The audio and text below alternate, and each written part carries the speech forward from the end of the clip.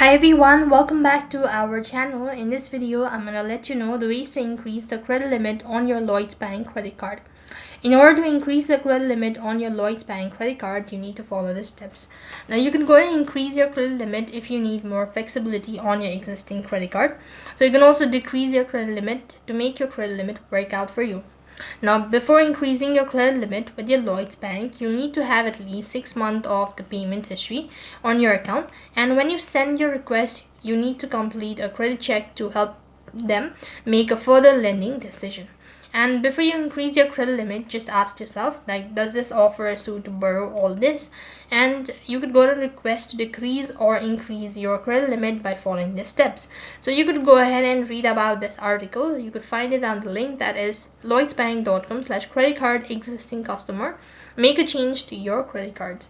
So this way you could go ahead and find about the details. That's all for this video. I hope the video was helpful. Make sure to like, share and subscribe to our channel. Thank you for watching. See you in the next video.